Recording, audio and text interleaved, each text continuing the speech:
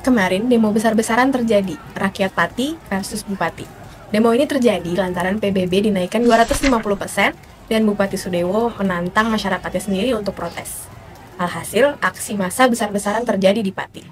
Tapi ternyata PBB dinaikkan bukan hanya di Pati aja.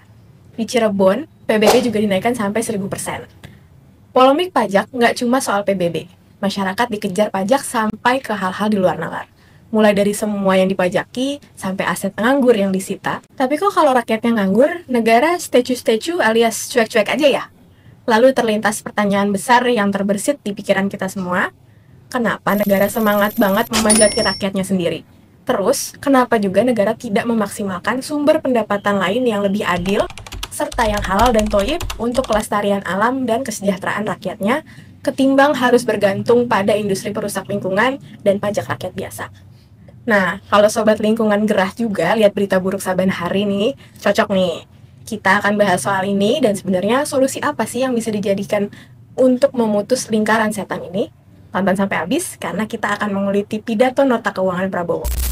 Defisit ini kita ingin tekankan sekecil mungkin. Dan adalah harapan saya, adalah cita-cita saya untuk suatu saat, apakah dalam 2027 atau 2008, saya ingin berdiri di depan majelis ini, di podium ini, untuk menyampaikan bahwa kita berhasil punya APBN yang tidak ada defisitnya sama sekali.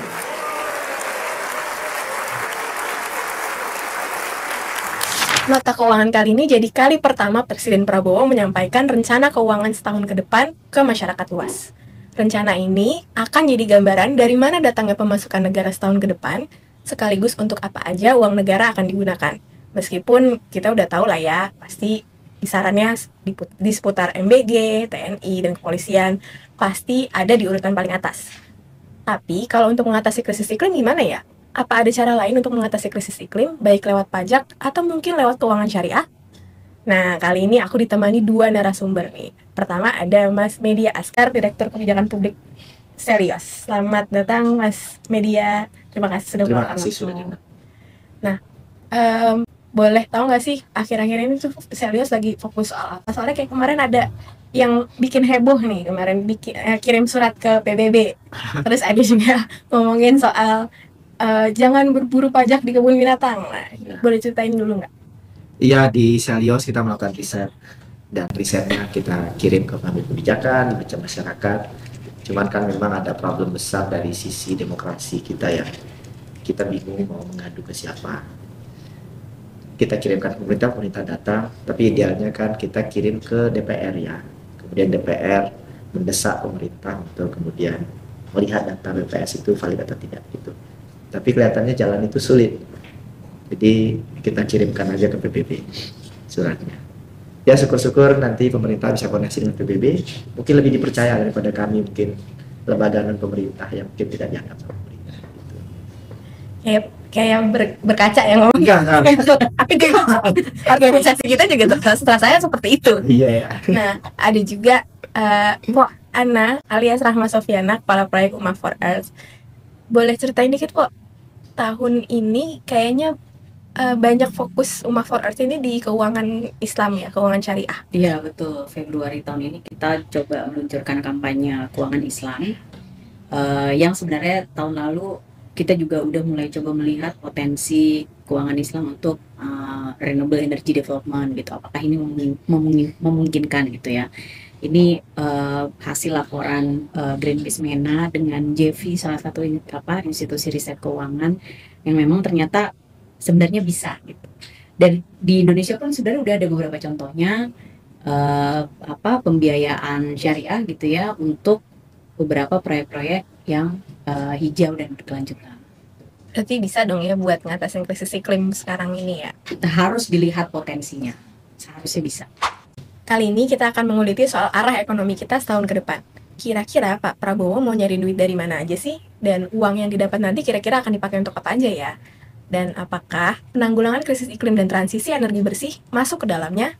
Nah, pasti banyak yang akan komentar nih. Greenpeace kan organisasi lingkungan. Kenapa sih sekarang ngomongin soal ekonomi pakai bawa-bawa keuangan syariah lagi? Nah, nyatanya ekonomi itu penting untuk lingkungan, terutama untuk membiayai transisi ke energi bersih dan ekonomi yang lebih ramah lingkungan. Sementara keuangan syariah itu bisa digunakan untuk banyak hal baik, salah satunya transisi energi bersih. Kalau uang negara dipakai untuk dua hal itu, alam kita bisa lebih lestari dan manusianya jadi lebih sehat, produktif, dan sejahtera. Nah, tadi kita udah sempat nonton dulu ya sebelum kita mulai podcast ini. Pidato keuangan tadi banyak hal yang cukup menarik, terutama soal beberapa hal nih. Ada yang kontradiktif, ada yang bikin kita senang tapi kayak abis itu muncul banyak tanda tanya. Coba ya, aku pengen tahu nih dari Mas Media dan juga Ko Ana nih soal statement yang sempat bikin heboh di Greenpeace setidaknya adalah capaian target 100% energi terbarukan dalam waktu 10 tahun. Nah, Ana ada senyum-senyum nih. Tapi tanya ke Mas Media dulu deh. Kira-kira gimana sih? Nyampe gak sih nih 100% 10 tahun? Bagus sekali. Bagus. Sebenarnya kalau dari segi narasi Pak Prabowo itu skornya mungkin 8/10 mungkin ya. Mengganggu gitu ya.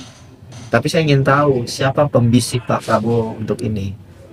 Apakah itu dilakukan dengan identifikasi yang kuat, scientific evidence, ataukah hanya dalam tanda kutip ya omong-omong saja? Karena kalau memang itu terjadi bagus sekali. Betul.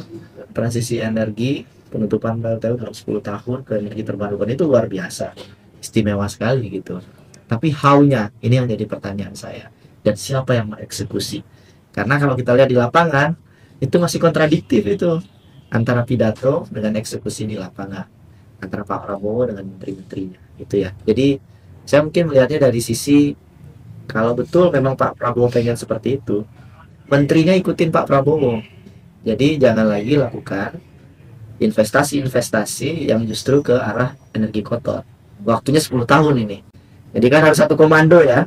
Jadi jangan sampai menteri-menteri Kementerian SDM khususnya Pak Bahlil jangan kemana-mana lagi investasinya. Fokus ke transisi energi seperti komandonya Pak Prabowo hari. Nah nanti kita tagih ke Pak Bahlil, konsisten nggak dengan Pak Prabowo? Meng-highlight Mas Media bilang soal jangan kontradiktif dengan kebijakan yang dikeluarkan gitu. Nah kemarin ini PLN baru aja ngeluarin RUPTL 2025 sampai 2034. Di RUPTL ini kan biasanya kelihatan tuh akan ada berapa pembangkit yang dibangun.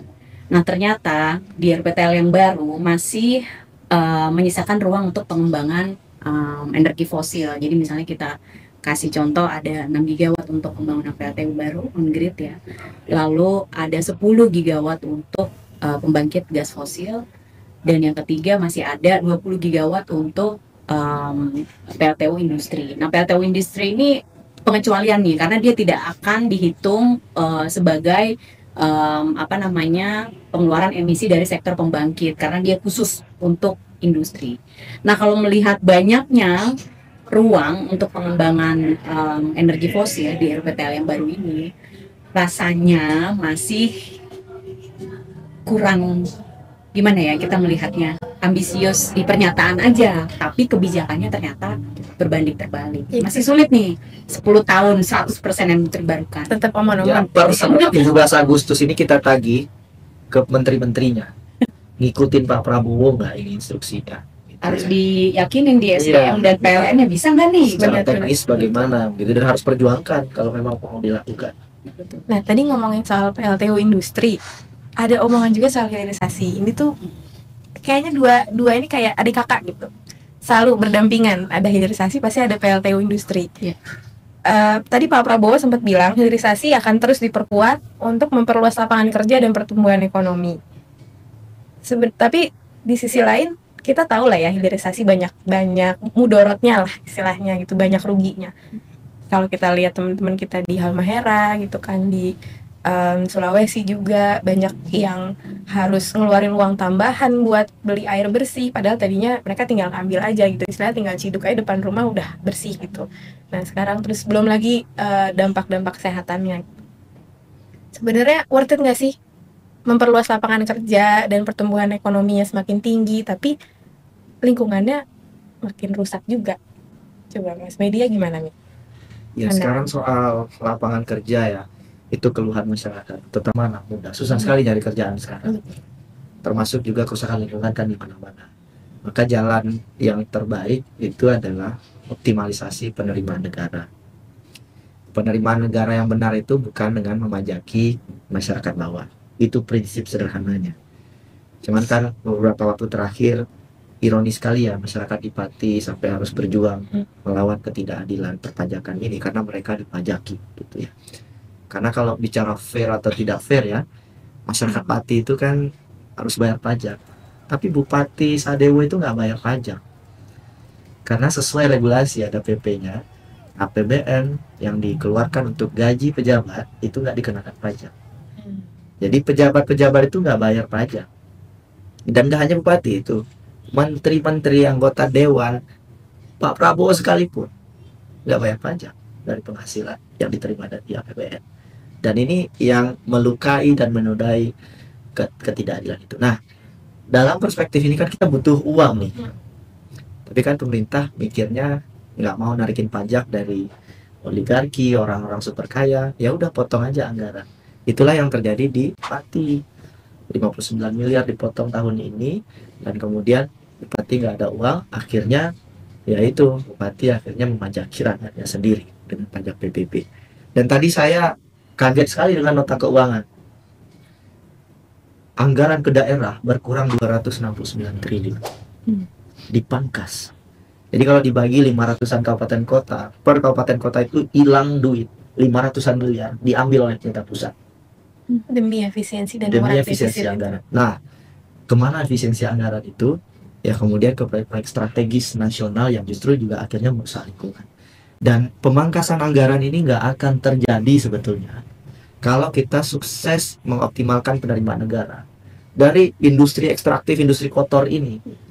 Batu bara, nikel itu dapat royalti yang sangat signifikan dari pemerintah, insentif pajaknya. Dan yang menikmati insentif pajak ini selain perusahaan itu adalah pemilik saham dari perusahaan itu, shareholder, pemilik utamanya. Dan mereka nggak bayar pajak signifikan. Jadi penerimaan negara hilang, boncos karena kita gagal menarik pajak dari industri ekstraktif. Akhirnya uang daerah yang diambil. Dan yang paling berkorban saat ini adalah masyarakat yang harus bayar PBB yang kemudian PBB-nya naik. sama Jadi, kelas menengah ya. Iya, kelas menengah gitu ya. Termasuk juga kelas bawah. Karena kalau pajaknya nggak ada, penerimaan negara nggak ada, gagal menarik pajak dari industri ekstraktif ini misalkan, ya kita akan kehilangan uang untuk pelindungan sosial misalkan. Kita juga kehilangan uang untuk berinvestasi ke energi terbarukan. Kalau nggak ada duit, gimana mau investasi ke energi terbarukan? Jadi kita, menurut saya harus mendefinisikan ulang arah pembangunan kita. Gitu. Kalau Pak Anang lihatnya gimana Pak? Terutama hilirisasi yang erat kaitannya sama PLTU industri. Terus tapi kan yang dampaknya tadi gitu ya.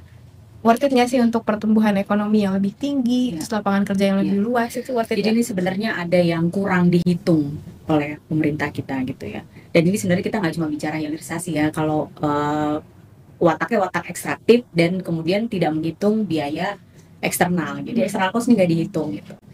Hilirisasi selalu diglorifikasi gitu ya, bahwa dia meningkatkan penerimaan negara, ada nilai tambah di situ gitu.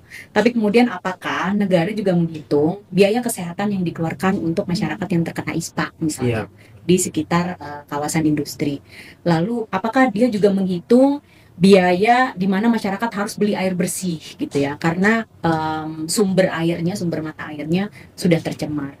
Apakah kemudian negara juga menghitung biaya yang harus dikeluarkan nelayan karena dia harus melaut jauh dari garis pantai gitu ya, menambah ongkos produksinya gitu, sementara hasil yang didapat tidak seimbang gitu dengan ongkos produksi yang dia keluarkan. Jadi kalau dibilang petani dan nelayan sejahtera dari mananya gitu, kita lihat di lapangan ini semua dia mengeluarkan biaya lebih hanya untuk apa? Hanya untuk bertahan hidup gitu, hanya untuk mengisi perut gitu, hanya untuk membeli makanan, menyekolahkan anaknya gitu ya, kebutuhan-kebutuhan dasar yang sebenarnya dirampas gitu atas nama hilirisasi tadi gitu. Nah, iya tadi juga diomongin soal kesejahteraan petani dan nelayan, tapi ya lingkungannya juga udah rusak juga sama hilirisasi. Jadi sebenarnya mereka disuruh bertani apa kalau tanahnya juga udah rusak dan lautnya juga udah rusak, kan? Oke. Kalau pengen tahu juga nih, selain 3 hal itu gitu ya, soal kesejahteraan, hilirisasi dan juga EBT, target RBT, kalau dari Mas Medan dan Po Ana ngelihatnya apa sih yang berkesan dari nota keuangan tahun ini? Coba Po Ana, apa coba yang paling berkesan banget sampai kayak Wow, berkesan itu tadi dia ngomongin soal gini Mas Media. Dia bilang untuk ketahanan energi dia siapkan kebijakan fiskal sebesar 400 sekian T gitu ya. Iya. Itu luar biasa tuh, karena kalau kita bandingkan misalnya dengan dana JP gitu ya, dana untuk transisi energi kan 360 triliun sekian gitu. Daripada dia terus mensubsidi energi kotor, kan mendingan pensiunin aja PLTU-nya gitu. Itu masih sisa gitu ibaratnya ya, kalau hitungan kasar kan begitu. Iya. Lalu tapi memang dia tidak spesifik menyebutkan bahwa ketahanan energi ini didominasi gitu ya secara energi mix dari energi terbarukan. Dia bilangnya energi baru dan terbarukan, termasuk di dalamnya dia menyebut ada bioenergi. Nah, ini sebenarnya yang patut dikhawatirkan gitu dalam tanda kutip gitu. Itu angka yang cukup besar ya gitu untuk sebuah skenario ketahanan energi. kalau Mas Media gimana? Ya, yang mengagetkan sekali adalah Indonesia tanpa defisit 2020. sekecil mungkin. Jadi mungkin kita bisa cerita panjang soal apa itu defisit ya, tapi menurut saya yang paling penting adalah bagaimana defisit itu ditutup. Dan tadi Pak Prabowo bilang ternyata skemanya bukan dengan menariki pajak dari orang-orang kaya, bukan pajak karbon, bukan pajak biodiversity loss misalkan, tapi justru yang didorong adalah gimana caranya BUMN dapat untung 9-10 kali lipat.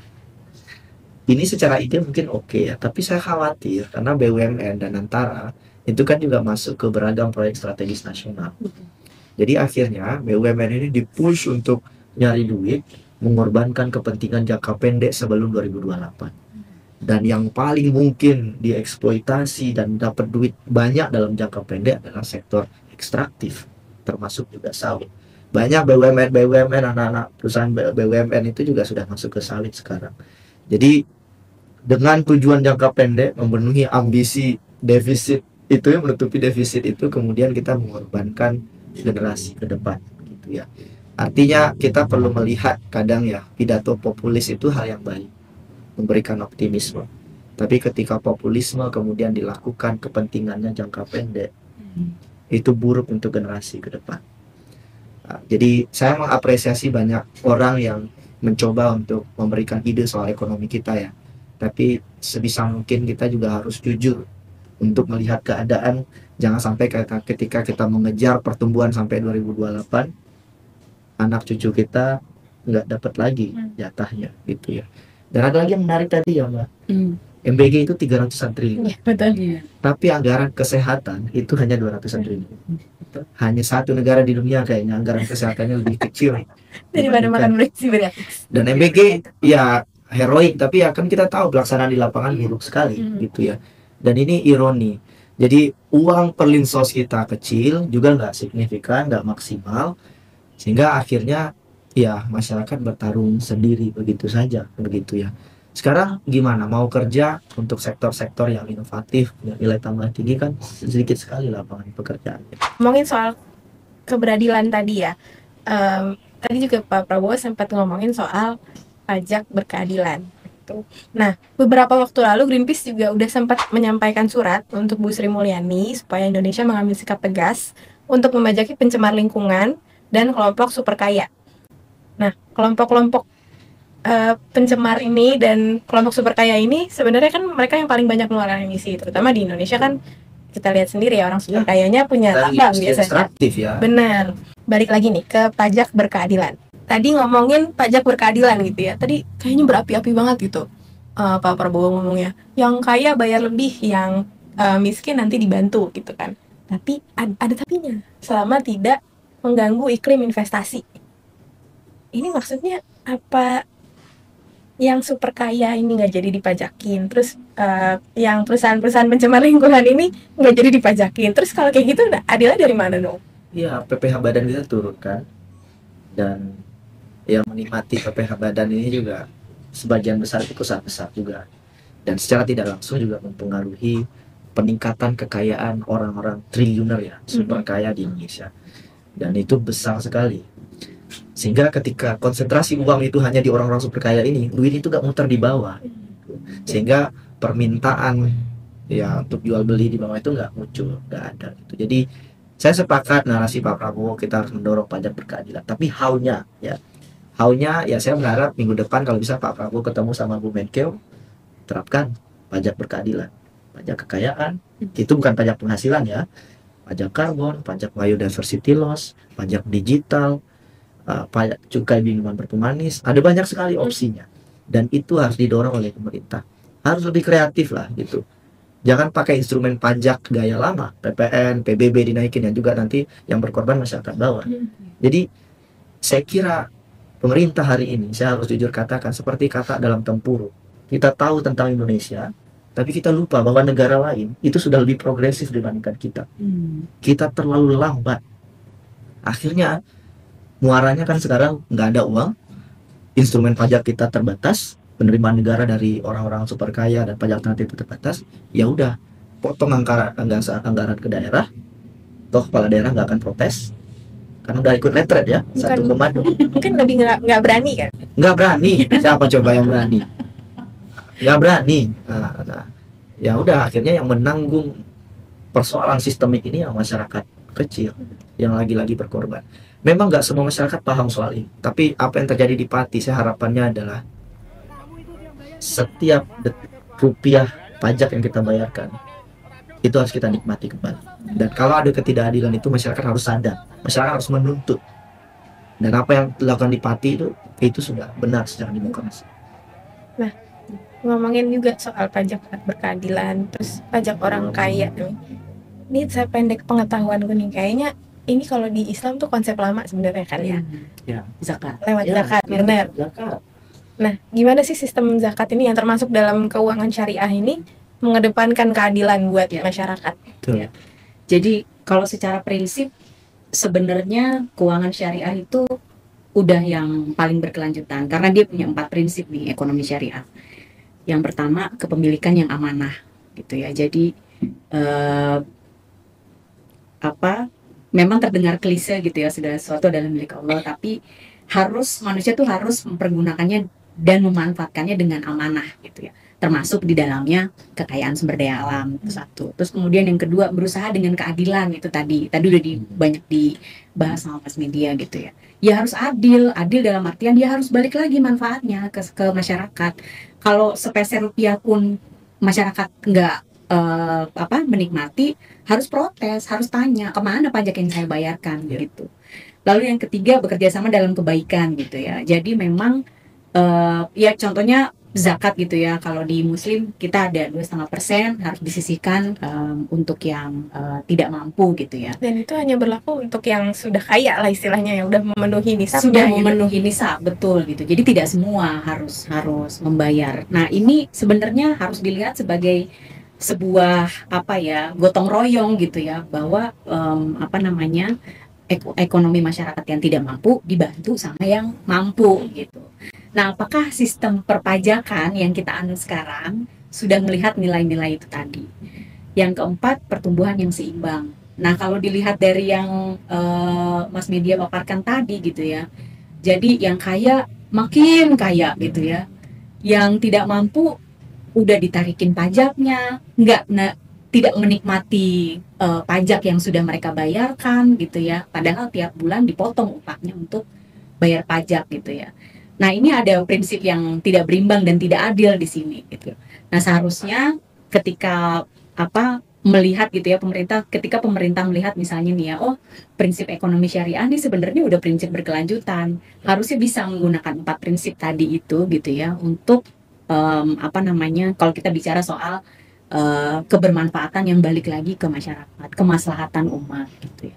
Nah sekarang gimana mau maslahat kalau organisasi keagamaannya aja saya mau izin tambang, gimana tuh Media? Banyak yang offset sekarang. Nah kan organisasi keagamaan yang harusnya memperjuangkan ya generasi ke depan kan, jangan tinggalkan generasi setelahmu dalam keadaan lemah, kan begitu ya. Betul. Dan ada banyak kegilaan sebetulnya di negara ini, tapi ya gitulah Mau ya. gimana lagi? Dan saya kira kita perlu ide yang lebih progresif. Iya. Maksud saya adalah hari ini kan pembacaan nota keuangan, kita bicara pertumbuhan ekonomi. Tahun depan kita harus rubah model pembacaan nota keuangan seperti ini, kita rubah. Jangan lagi indikatornya itu ekonomi 5,12%, inflasi. Kita harus move beyond dari itu. Tahun depan pembacaan nota keuangan harus menyebut seberapa signifikan progres transisi energi, Betul. seberapa signifikan persoalan ketidakadilan itu diminimalisir, baik itu ketidakadilan dari sektor ekonomi, politik, sosial, hak dasar, itu harus dipresentasikan, termasuk juga hak atas kaum rentan dan minoritas, misalkan masyarakat adat, misalkan kalau dipaparkan masyarakat adat berapa orang yang miskin hari ini, masyarakat adat berapa orang yang punya akses sanitasi yang layak, itu loh yang harus dipresentasikan di pembacaan nota keuangan. Doesn't make any sense. 5,12% misalkan, taruhlah itu benar ya, saya juga nggak percaya 5,12%, tapi ya sudahlah 5,12%. So what? Nggak ada gunanya pertumbuhan ekonomi tinggi kalau ketimpangan tinggi. Itu yang dikritik oleh ekonom progresif di luar sana. Jadi ya kita harus sedikit lebih smart mungkin ya ke depan. Dan banyak orang smart kok di negeri ini. Dan sebagian besar di antara mereka mungkin ingin terlibat di dalam bagian pemerintahan, tapi mungkin nggak bisa. Karena kan nggak ada open recruitment-nya ya. Benar. Udah dijatah. Anda Dia. menteri itu ada open recruitment-nya. Itu profesor terbaik UGM, ITB di Makassar, di mana itu daftar. Betul. Tapi kan nggak ada oprek jadi menteri. Jadi staf sus itu nggak ada opreknya. Nggak ada opreknya. Benar. Dan itu juga nggak adil ya, karena mereka itu lagi sebenarnya kan. Iya, Orang kalau itu jadi- lagi nepo baby lah istilahnya kalau anak zaman Masih dalam sekarang. satu circle. Iya benar. Ternyata dia anaknya si A, anaknya si B gitu. Iya betul. Presiden kita juga hitungannya nepo baby juga lah ya gitu ya. Susah sekali apply kerja sekarang, 7 kali seleksinya, administrasi, tes TPA, apa segala macam ya. Iya. Belum batasan umurnya. Menteri, staf sus, komisaris, dan nggak ada tes TPA segala macam. Dan rakyat kita dari kota hingga desa harus menikmati energi yang terjangkau dan berkelanjutan. Berbagai dukungan APBN untuk penguatan ketahanan energi ditempuh melalui subsidi energi, insentif perpajakan. Nah, kalau dengar dari pidatonya Prabowo tadi, ada angin segar sedikit lah untuk transisi energi. Kayaknya ada niat untuk menanggulangi krisis iklim. Tapi targetnya ambisius banget gitu. Nah, dan juga ada kontradiksinya juga, karena masih ngomongin soal hilirisasi, yang kita tahu dampaknya ke lingkungan, kayak gimana. Nah, aku pengen tahu nih dari Mas Media dan juga Ko Ana nih, gimana sih ngelihat komitmennya Pak Prabowo untuk mengatasi krisis iklim? Tercermin nggak sih di era PBN 2026 ini? Terus tercermin juga nggak ke kebijakan-kebijakan yang ada sekarang? Karena kalau lihat kunjungannya Pak Prabowo ke luar negeri selalu ngomongin, oh kita akan transisi energi, kita akan transisi energi. Di era PBN juga ngomongin sih transisi energi, tapi tadi di pidato kenegaraan bahkan ngomongin lingkungan dan iklim pun hampir nggak ada gitu. Lingkungan cuma sekali doang, itu juga nggak konkret. Nah, gimana sih komitmennya? Apa cuma omon-omon doang biar dapat duit kalau di luar negeri? Nah, gimana nih Mas Media? Karena kita paling mudah kan nge-tracking apa yang sudah dilakukan Pak Prabowo selama 1 tahun terakhir ya. Dan fokusnya PSN, proyek strategis nasional. Sebagian PSN itu ya RBG, sekolah rakyat gitu ya. Tapi jangan lupa ada PSN yang berkaitan dengan ya merusak lingkungan, deforestasi, food estate misalkan gitu ya. Dan kita lihat meskipun narasinya ketahanan pangan, tapi kok sepertinya dengan cara kerja PSN misalkan food estate di Papua misalkan, itu justru dampak negatifnya jauh lebih banyak gitu ya. Jadi nilai ekonomi yang kita dapatkan dari aktivitas usaha negara yang ya cenderung merusak lingkungan justru mudaratnya lebih banyak gitu. Itu satu hal. Belum lagi yang lain ya. Saya kira juga hari ini kalau bicara transisi energi, perlindungan terhadap masyarakat adat itu juga belum maksimal. Soal tanah, kepemilikan tanah misalkan, ada program dari World Bank pendaftaran registrasi tanah yang justru malah mencabut hak-hak komunal masyarakat adat gitu. Dan menurut saya memang masih jauh ya dari kata ideal, tapi sebagai sebuah gagasan ya mungkin patut diapresiasi. Pak Prabowo-nya. Tetapi jangan sampai ini harus sampai jangan omong-omong saja. Jadi kementerian terkait harus menyesuaikan dengan visi besar tersebut begitu. Jadi kalau omong-omong saja, ya masyarakat kan yang paling dikorbankan. Karena untuk yang paham transisi energi mungkin mereka akan tahu ini kontradiktif. Tapi masyarakat yang nggak paham, mereka mungkin meyakini oh kita sudah melindungi lingkungan, Pak Prabowo pidato kok heroik. Tapi persoalannya di kampung-kampung mereka hutan mereka udah habis juga gitu. Kalau dari Polda kelihatan gimana kok? Kayaknya banyak banget kontradiksinya nih, kayak Masih ngomong A, kelakuannya B gitu. jauh panggang dari api ya. Jadi misalnya realisasi energi mix dari energi terbarukan aja itu masih di bawah 25% gitu ya. Padahal targetnya 25% di tahun 2035. Lalu ada target net zero emission di 2050. Padahal kita punya, ini data SDM sendiri nih bilang, mereka akan meningkatkan produksi batu bara dari 28 juta ton sekian sampai 2045 tuh masih akan meningkat produksi batu bara ke 35 juta ton sekian. 2045 ke 2050 itu kan 5 tahun lagi ya. 5 tahun tuh kayak sebentar banget sebenarnya gitu. Gimana bisa mencapai net zero emission kalau tadi realisasi mix energi mixnya di energi terbarukan masih di bawah 30%, bahkan di bawah 25%. Lalu padahal potensinya besar sekali untuk energi terbarukan di Indonesia. Lalu tadi produksi batu baranya masih terus meningkat sampai 2045. Belum lagi ngomongin kita akan impor gas dari Singapura, US. Amerika. Ya, gas fosil kita akan diimpor. Jadi bagaimana kita Yang mau bilang kemarin bahwa ini ketahanan energi, bahwa Indonesia berdaulat secara energi, mandiri energi, masih impor kok gitu. Gimana kita mau bilang itu? Dan ini rasanya dengan apa yang ada di atas kertas, apa yang dia sampaikan di forum-forum internasional, yaitu tadi gitu masih jauh dengan kebijakan yang dia buat gitu untuk Indonesia. Impornya jauh banget lagi dari US, kan? Jauh banget. Tambah emisinya lagi ke sini kan? Itu tuker guling sama yang itu, Mas Media. Kayak apa tarif ya? Benar. Dan food estate itu kalau hitung-hitungan kami itu menambah kontribusi Indonesia itu hampir 2 kali lipat Untuk emisi ya.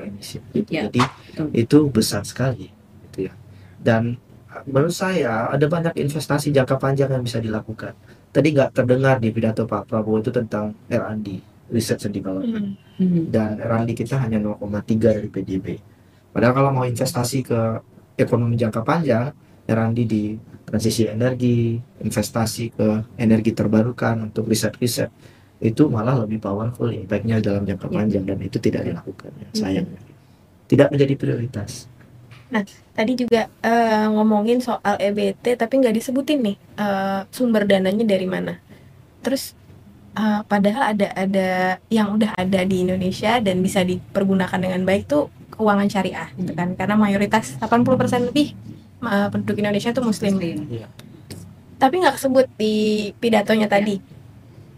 Nah, potensinya kan cukup besar nih. Betul. Sebenarnya bisa nggak sih kok dipakai buat membiayai transisi energi bersih dan juga mengurangi penggunaan energi fosil, apalagi impor gas dari US. Jadi ini saya mengutip data dari Ziswaf ya, dan juga Basnas gitu, bahwa penerimaan zakat itu tumbuh gitu ya, di angka 27% secara tahunan gitu. Kemudian target penerimaan zakat itu bisa sampai 41 triliun gitu. Memang kalau untuk dimanfaatkan secara tunggal gitu ya, mungkin masih jauh dari target transisi energi ya. Katakanlah misalkan dana untuk JP aja 360 triliun sekian gitu dari target penerimaan siswa 41. Tapi kita bisa menggunakan blended finance tadi gitu, dan melihat bahwa potensi keuangan Islam yang tadi ada 4 prinsip tadi itu sangat masuk dengan apa yang kita sebut dengan pembangunan berkelanjutan. Dan sebenarnya secara hukum Islam gitu ya, kalau misalnya nanti ada yang tanya gitu, emang boleh zakat dipakai untuk pendanaan transisi energi gitu, bukan hanya untuk mesejahterakan duafa gitu. Ya boleh, kalau kan prinsipnya itu tadi ada adil, amanah gitu ya, untuk kebaikan dan seimbang, 4 itu tadi. Lalu kemudian memiliki kebermanfaatan yang balik lagi ke masyarakat. Jadi apapun potensi keuangan yang bisa dimanfaatkan menggunakan 4 prinsip tadi, dan yang jelas harus balik lagi manfaatnya ke masyarakat. Jadi investasinya harus selain harus halal dan juga harus Harus toyib. toyib gitu. Jadi kan selama ini kan argumentasi yang dipakai bahwa industri ekstraktif halal, betul gitu kan, kita tidak bilang bahwa haram gitu kan. Fatwa MUI nomor 86 tahun 2023 juga di situ bilang gitu bahwa kegiatan yang menimbulkan emisi berlebih itu dibilang haram. Nah, tapi konsep halal sebenarnya itu tidak bisa berdiri sendiri hanya halal. Di dalam ayat Al-Quran itu selalu disebut halal dan toyib, artinya halal dan baik. Apakah kemudian dia baik gitu ya, apakah pengelolaannya baik, apakah penerimaan pajaknya baik gitu, apakah royalti 0% batu bara itu baik gitu. Iya, betul. Itu kan harus dilihat secara komprehensif gitu, harus dilihat secara penuh gitu. Tidak bisa hanya berdiri sendiri halal, tapi apakah kemudian dia toyib, dia baik, itu yang harus menjadi kerangka berpikir juga, dan kerangka baik ini yang harus jadi pemahaman bersama bahwa kalau sudah lebih banyak mudaratnya, misalnya meminggirkan nelayan dan petani gitu ya, merusak lingkungan, mencemari udara, mencemari laut, apakah kemudian itu bisa dikategorikan menjadi baik gitu kan? Untuk Berarti ini mungkin pesan untuk ormas-ormas keagamaan ini ya mungkin ya. Jadi jangan lihat halalnya aja dah, tolong gitu ya. Tolong lihat halal dan toyib Ya, betul. gitu kan. Nah, alternatif lain yang bisa untuk energi bersih dan juga untuk penanggulangan krisis iklim nih ada juga dari pajak. Tadi Mas Media sempat mention, sebenarnya pajak tuh banyak gitu potensinya, nggak cuma dari PPH, PPN, PBB, masih banyak lagi gitu ya. Kalau lihat dari yang sekarang sudah diberlakukan sama pemerintah, kayaknya belum maksimal nih untuk ini. Iya, ini definisi pajak ini nggak pajak yang regresif ya, yang kita dorong. Jadi bukan mau menambah pajak penghasilan, karyawan ditarget pajak lebih banyak, masyarakat enggak. Yang kita dorong adalah pajak yang progresif. Jadi mereka yang super kaya itu harus berkontribusi lebih banyak gitu. Itu yang kita dorong. Termasuk juga pajak dari perilaku-perilaku yang sifatnya negatif gitu ya, kayak cukai bermanis, pajak karbon gitu ya. Itu yang kita ingin dorong. Tapi ini kan lagi-lagi soal keberpihakan, dan wisdom ini yang saya kira mungkin harus didorong di ekonomi kita hari ini. Dan bersamaan kita juga bisa perkuat sebetulnya, kita hutang kita banyak sekali hari ini. Jadi lahir manusia Indonesia ini lahir ya hari ini dapat tanggungan hutang 32 juta per orang. Dan itu bisa salah satunya dikurangi lewat debt swap for nature. Jadi kita mengganti hutang kita tadi dengan tindakan-tindakan yang melindungi lingkungan, dan itu bisa mengurangi beban hutang kita. Tapi ini ya itu tadi, ini kan butuh negosiasi. Tapi negosiasi dengan US saja kita udah kelabakan, yang datang juga gagap dari segi narasi kan ya. Jadi kita menurut saya lambat dari banyak lini, dan ini harus diakselerasi ke depan. Dan saya sepakat sekali Mbak, kita harus belajar dari, karena ekonomi Islam itu tidak hanya soal ekonominya ya, tapi juga prinsip-prinsip. Sederhana kalau kita wudhu itu kan nggak boleh membuang air yang banyak ya. Dan air itu adalah sumber daya yang harus kita jaga gitu. Nah sekarang dengan tambang, termasuk PSN, itu sumber mata air di Merauke itu, di Papua Selatan itu hilang. RT RW-nya diganti, kemudian dijadiin ini food estate. Mata airnya hilang. Jadi mata air itu hilang gitu ya. Sesederhana kita dalam Islam itu menghemat sumber daya air ketika berwudu itu nggak diterapkan di dalam banyak lini hari ini.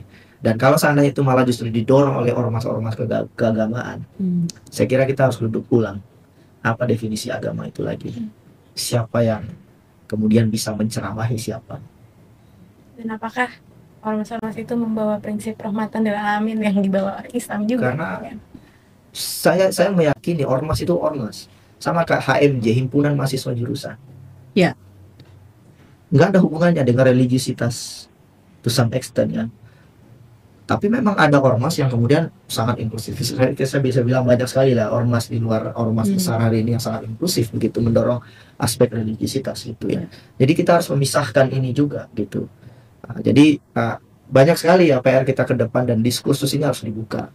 Kita boleh kok mengkritik ormas, dan ormas juga boleh melakukan kritik, terhadap pemerintah saat ini gitu ya. Ada banyak jalan sebetulnya untuk berbuat baik. Tapi kalau ada 10 jalan, ya kita pilih jalan yang paling baik. Jangan yang abu-abu. Ini kurang subhat apalagi ini hukumnya. Tambang ini. Tambang. Ya.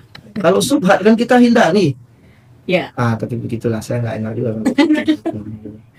Mungkin Nanti kamu siapa? Kamu sekolahmu di mana? Gitu juga nanti ditanya. Tadi kita banyak ngomongin soal pajak, soal keuangan syariah, soal krisis iklim. Pengen tahu nih dari masing-masing narasumber yang ada di sini hari ini, kira-kira pesan-pesan apa sih yang mau disampaikan terutama untuk menangani krisis iklim dan bagaimana menggunakan ekonomi dengan baik untuk bisa bikin bumi ini lebih baik untuk kita dan juga generasi selanjutnya. Mas Midian dulu silakan. Saya dulu ya. Ada pepatah Melayu ya, menang sorak kampung tergadai. Nah, hari ini Pak Prabowo itu bersorak, berpidato, berapi-api. Tapi semoga saja jangan kampung tergadai. Jangan negara kita ini tergadai. Itu aja. Karena tahu sendiri nikel kita dijual mentahnya.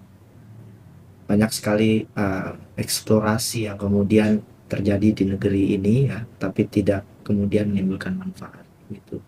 Dan kalau ingin Indonesia lebih baik ke depan ya, saya kira Pak Prabowo harus berpikir jangan hanya untuk tahun 2029, tapi juga untuk generasi 30, 40, 50 tahun ke depan.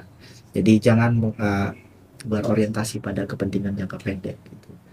Yang kedua, kalau bisa ya, kita jangan pesimis. Untuk masyarakat Indonesia 80 tahun kita merdeka, kita harus berteriak lebih keras.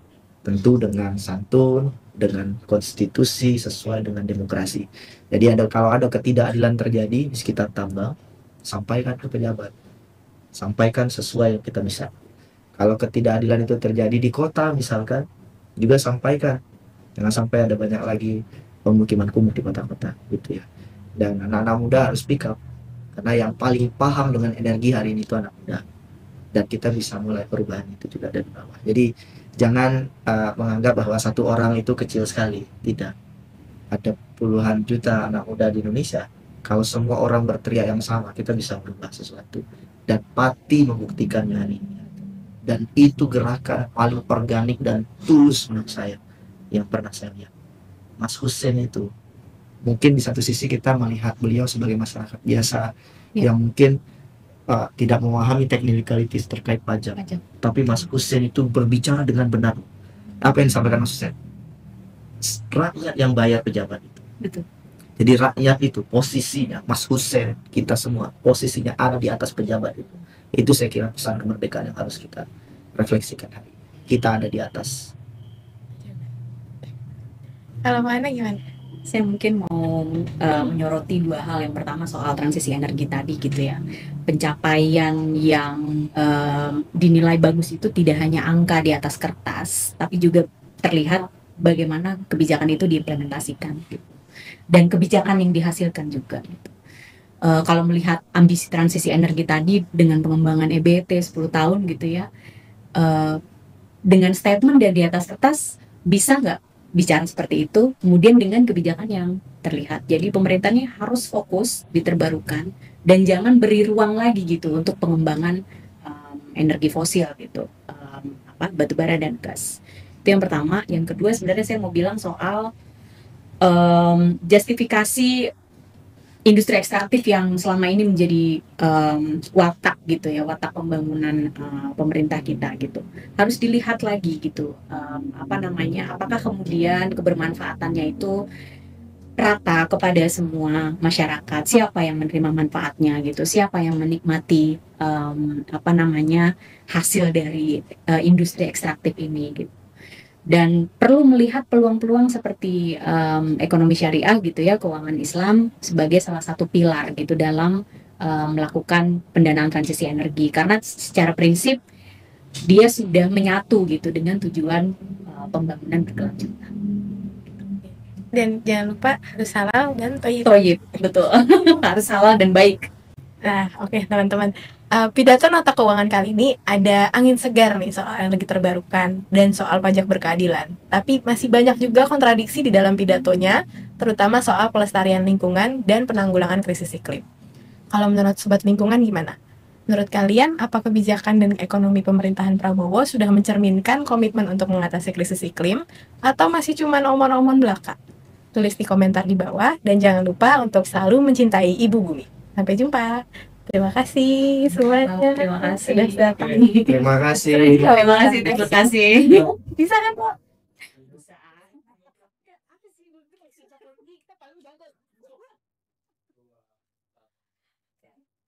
Memang apa yang disampaikan menurutku ya tadi.